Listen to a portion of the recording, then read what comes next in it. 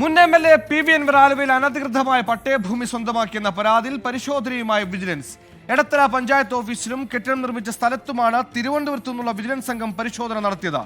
ഡൽഹിയിലെ ഡെപ്റ്റ് റിക്കവറി ട്രൈബ്യൂണലിൽ നിന്ന് ലേലത്തിൽ ഭൂമി സ്വന്തമാക്കിയതെന്നാണ് അൻവറിന്റെ വിശദീകരണം.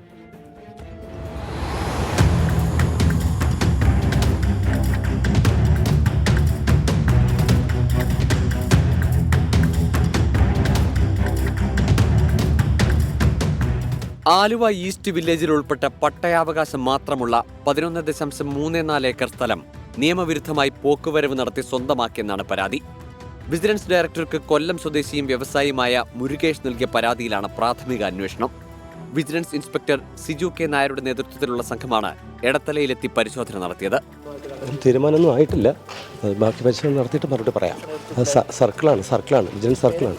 99 വർഷത്തേക്ക് പാട്ടത്തിനെടുത്ത സ്ഥലം PV അൻവർ സ്വന്തം പേരിലേക്ക് മാറ്റിയെന്നാണ് ആരോപണം. നേവിയുടെ ആയുധ സംഭരണശാലയോട് ചേർന്നാണ് ഭൂമിയും കെട്ടിടവുമുള്ളത്. ഭാഗികമായി നിർമ്മാണം പൂർത്തിയായ ബഹുനില കെട്ടിടത്തിൽ നോളജ് ഹബും കോൺഫറൻസ് ഹാളും നിർമ്മിക്കാനാണ് തീരുമാനിച്ചിരിക്കുന്നത്. അഡീഷണൽ ചീഫ് സെക്രട്ടറി ഈ വിഷയത്തിൽ അന്വേഷണം നടത്താൻ നിർദ്ദേശിച്ചിരുന്നു.